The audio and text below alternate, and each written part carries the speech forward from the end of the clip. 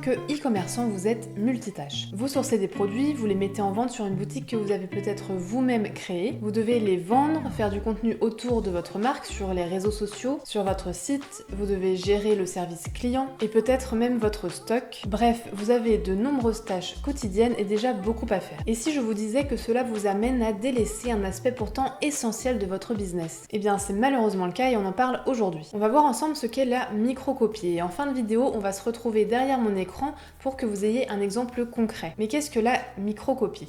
Vous connaissez probablement le terme de copywriting, qui est l'art de convaincre par écrit, mais c'est probablement la première fois que vous entendez parler de microcopie. C'est pour dire à quel point les e-commerçants et plus globalement toutes les personnes qui possèdent un site internet passent à côté d'un élément pourtant essentiel. La microcopie est en fait une branche du copywriting. Elle consiste à travailler chaque élément textuel de votre site internet pour améliorer l'UX, l'expérience utilisateur sur votre site. Imaginons que vous ayez une boutique monoproduit. Votre page de vente est super bien optimisée, vous l'avez travaillée vraiment aux petits oignons. De nombreux visiteurs sont conquis et souhaitent passer à l'achat, mais ils rencontrent certains obstacles ou certaines incohérences dans leur parcours d'achat. Par exemple, vous avez peut-être choisi de tutoyer vos visiteurs parce que vous ciblez une audience jeune et que vous avez une certaine image de marque. Sauf que vous n'avez pas modifié certains éléments sur la page de commande. Et à certains endroits, sur certains boutons, les visiteurs sont vous voyez. Là, il y a un problème de cohérence. Votre site peut paraître moins professionnel, moins sérieux. Prenons un autre exemple. Imaginons qu'un client soit en train de passer commande. Il entre dans l'un des champs sur la page de commande une adresse email non valide. Et alors que jusqu'ici, il avait eu une super expérience sur votre site, là, il se retrouve avec un message en rouge vif qui l'interpelle grossièrement. Adresse email non valide. Pourquoi ne pas remplacer ce message peu amical par quelque chose qui va humaniser davantage son expérience? Par exemple, un message court du type « Il semble qu'il y ait une erreur dans votre adresse email, merci de bien vouloir vérifier » ou « Nous vous invitons à vérifier ». Enfin, quelque chose de ce style, peut-être plus court. Cela ne semble pas être grand-chose, mais finalement, ça fait entièrement partie de l'expérience utilisateur. Parfois, un simple grain de sable fera changer d'avis un prospect. La personne décide de ne plus acheter, ou s'il achète, son expérience n'aura pas été parfaite. Sauf que ce que vous voulez, c'est être mémorable. Que le client se rappelle avoir acheté sur votre boutique. Et pour cela, le diable se trouve dans les détails. Et c'est donc un peu partout sur votre boutique en ligne qu'il va falloir faire attention à la microcopie. Cela comprend les différents boutons, les appels à l'action, tout autant que les champs lorsque on passe commande ou bien pour s'inscrire à la newsletter, de même que chaque mot, titre, tout ce qui est cliquable sur votre menu par exemple, mais cela englobe également les messages d'erreur, donc comme on l'a vu avec une erreur sur une adresse email, ou bien encore lorsqu'une page n'existe pas. Cela vous est probablement déjà arrivé de cliquer sur un lien et de vous retrouver sur une page qui n'existe pas, avec une erreur 404 par exemple. Ce n'est pas très agréable et je pense que la plupart du temps vous faites simplement marche arrière et vous repartez du site. Et bien pourquoi ne pas rendre cette page amusante et en profiter pour ne pas perdre ces visiteurs mais plutôt les rediriger vers du contenu que vous souhaitez et ce de façon originale. Je ferai probablement une étude de cas entière sur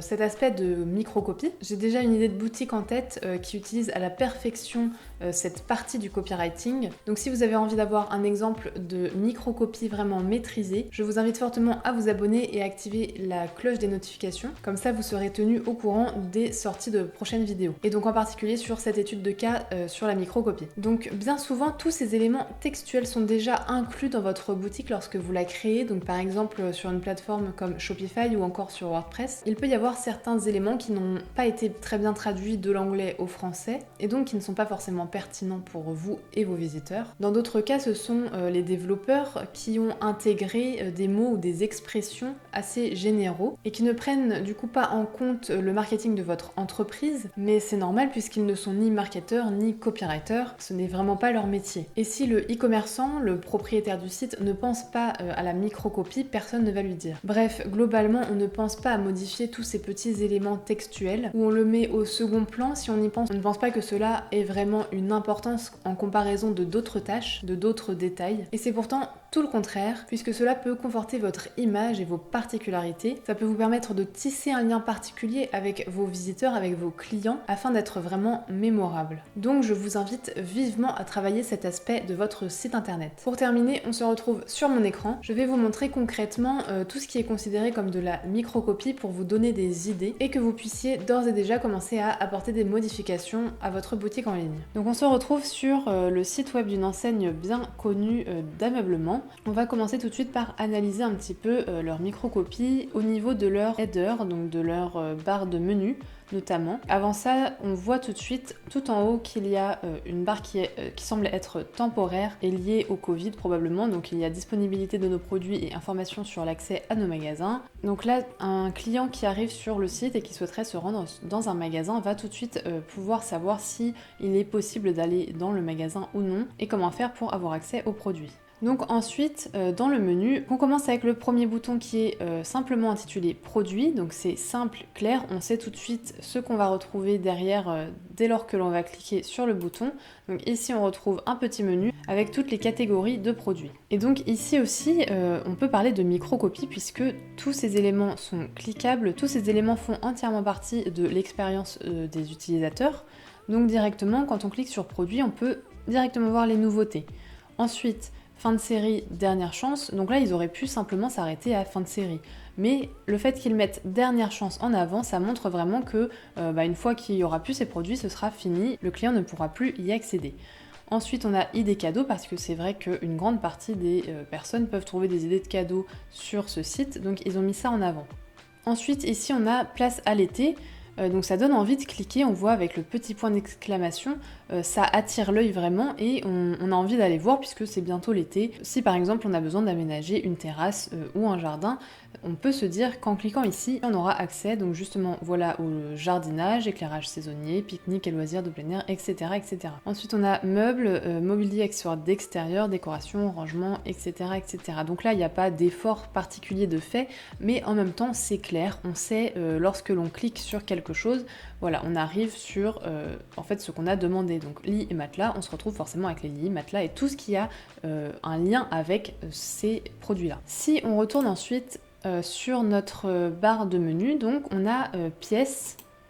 Donc là ça permet vraiment de trier les produits par pièce. Donc si par exemple on a envie d'aménager une chambre pour enfants, on va pouvoir directement cliquer sur chambre bébé et enfant. Ensuite, Ikea a choisi de mettre en place un bouton qui permet d'avoir de l'inspiration. Et là encore ça permet d'améliorer l'expérience utilisateur puisque si on n'a pas vraiment l'habitude de la décoration, qu'on n'est pas très inspiré justement, eh bien on va cliquer là-dessus et ça nous permet d'avoir beaucoup de conseils, d'inspiration, d'avoir des idées en fait pour aménager ces pièces. Donc on a l'inspiration, on a aussi les services que propose Ikea et également les offres. Alors là, je vous avoue que pour ma part, je trouve que ce n'est pas forcément très clair. On ne sait pas sur quoi il faut cliquer puisque par exemple si on se demande si Ikea peut livrer, ça peut être dans service, mais ça peut être aussi dans les offres, enfin c'est pas la distinction entre ces deux mots n'est pas forcément évidente.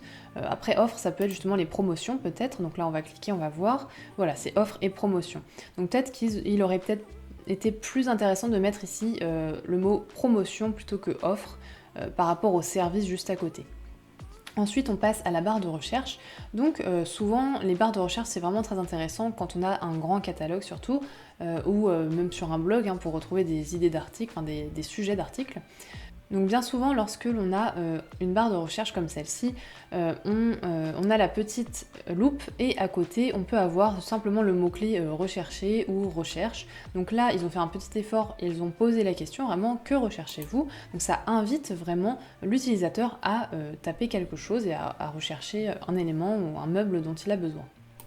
Donc ça aussi c'est de la microcopie quand on voit une petite écriture comme ça qui arrive lorsque l'on survole un élément.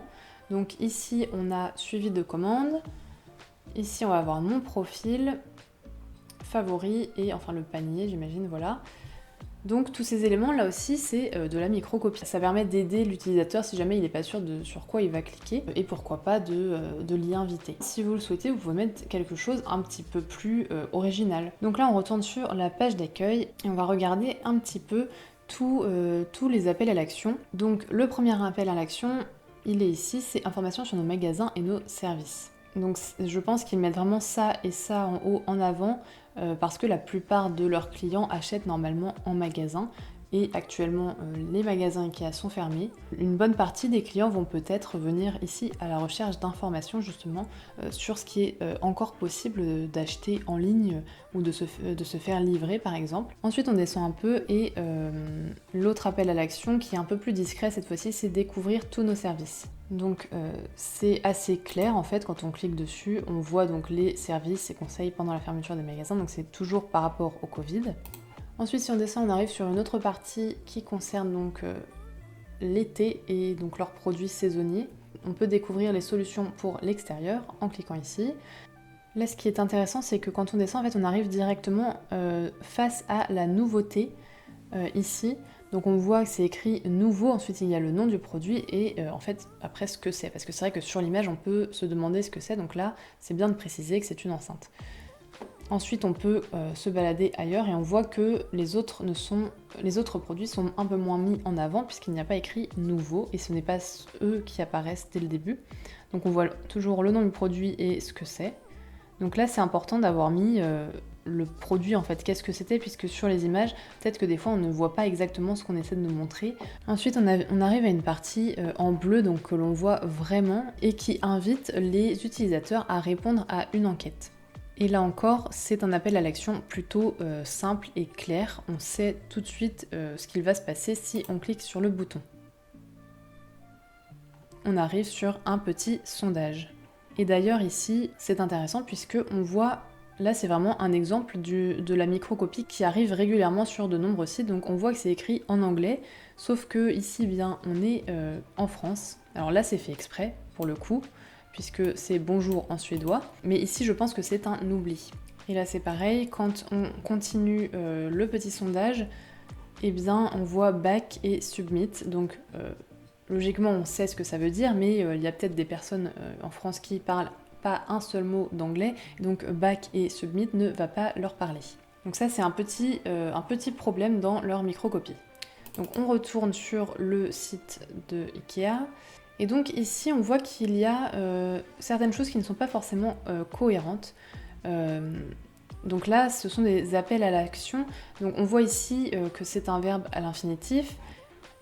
Hop, ici aussi. Et là, ensuite, on passe à découvrir nos prix baissés, commander nos spécialités en ligne. Donc c'est bien qu'il y ait une certaine cohérence dans vos appels à l'action. Donc ici on voit qu'il y a deux verbes et ensuite l'actualité des nouveautés. Alors ça aurait pu être découvrez les nouveautés ou découvrez les actualités, etc. Donc voilà, on peut continuer encore longtemps sur les appels à l'action puisque leur page d'accueil est assez longue. Lorsqu'on arrive donc en fin de page, ici on a affiché 12 de plus. Donc on comprend ce que l'on va voir en cliquant ici, mais c'est pas forcément très joliment dit, on va dire. On aurait pu mettre un petit mot plus sympa comme j'ai envie d'en voir plus, 3 petits points, ou voir d'autres idées par exemple. Là, afficher 12 de plus, c'est un petit peu étrange. Ensuite, en bas, tout est assez sobre et il y a vraiment un appel à l'action qui est remarquable, c'est ici, donc rejoindre, remarquable dans le sens ça se voit. Donc c'est simple et efficace. Ça permet simplement de s'inscrire à la carte IKEA Family. Donc là, ils utilisent le terme rejoindre et ils n'utilisent pas forcément s'inscrire, qui est un petit peu plus formel. Là, ça permet de montrer, voilà, puisque leur carte c'est la carte IKEA Family, ça permet de montrer que voilà, on entre dans la famille. Et d'ailleurs, ils auraient pu jouer un peu là-dessus en mettant, au lieu de simplement mettre le terme, enfin le verbe rejoindre, ils auraient pu mettre entrer dans la famille par exemple, ou quelque chose comme ça. Donc ensuite, on va dire que on a besoin de décoration, on a besoin de plantes. Donc là, on va pouvoir aller hop dans les plantes. Donc là aussi, tout ce qui concerne le tri en fait des produits, c'est également de la microcopie. Donc là, il faut que ce soit assez clair. Donc voilà, on peut trier par pertinence, par prix, donc par les produits qui sont récents, etc., etc. Donc là, on peut mettre simplement les articles qui sont vendus en ligne. Donc là, a priori, ils ne vendent pas de plantes en livraison.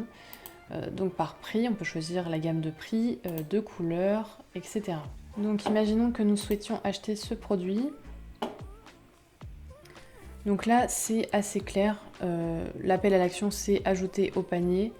Donc une fois que j'ai ajouté au panier, donc là il y a cette petite barre qui sur le côté qui ressort et on a directement les produits associés. Donc là par exemple, ça on aurait pu mettre quelque chose d'un peu différent, produits associés, c'est pas très beau.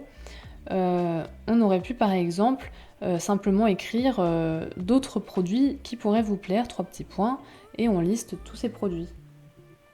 Ça donne peut-être plus envie d'aller regarder puisque on interpelle la personne, on lui dit c'est des produits qui pourraient vous plaire, donc peut-être qu'elle aura plus envie d'aller jeter un œil.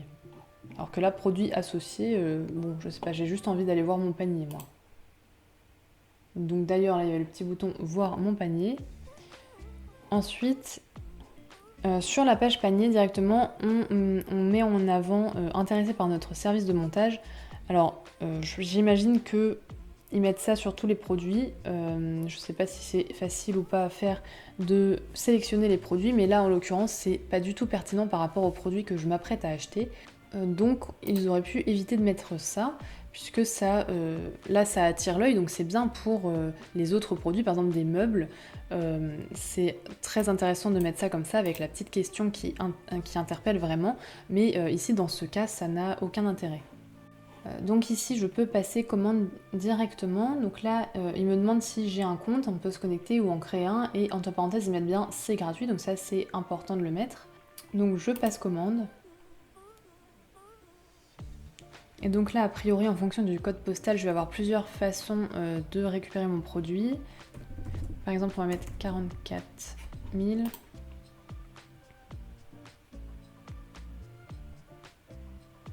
Je sais pas si vous avez vu, c'était assez rapide. Il mettait un petit mot pour que l'on patiente si jamais la connexion n'est pas très rapide.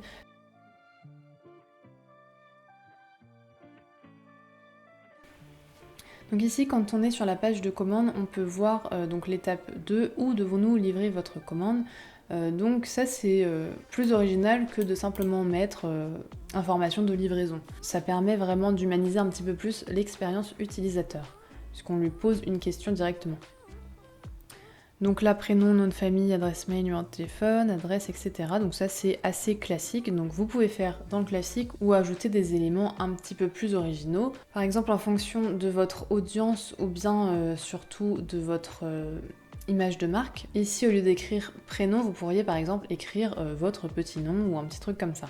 Donc ensuite si on descend, ici on peut ajouter le numéro de la carte IKEA Family et au lieu de simplement mettre numéro de carte ou un truc comme ça, on s'adresse directement au client en lui expliquant donc qu'il faut ici ajouter le numéro de la carte. Donc ici si je clique sur suivant et que j'ai oublié de remplir certains champs, donc là j'avais rien rempli, on voit des messages qui nous invitent à renseigner les informations manquantes. Donc on voit que c'est rouge, mais ce n'est pas en gras et c'est pas simplement information manquante ou voilà, on s'adresse vraiment à la personne en lui demandant voilà, veuillez renseigner un prénom. Donc ça fait vraiment partie de l'expérience. Et là j'avais envie de vous montrer une dernière chose, donc hop. Donc là j'ai tapé dans l'URL une lettre en plus, donc ça m'a fait arriver sur une page qui n'existe pas. Et au lieu d'avoir simplement ici un gros erreur 404, page non trouvée, ou des trucs comme ça, là on voit qu'il y a une petite animation un petit peu, enfin plutôt rigolote. Et en dessous c'est écrit « Oups, quelque chose s'est mal passé, veuillez réessayer ultérieurement ». La page que vous cherchez n'a pas été trouvée, et les liens ci-dessous pourront peut-être vous aider.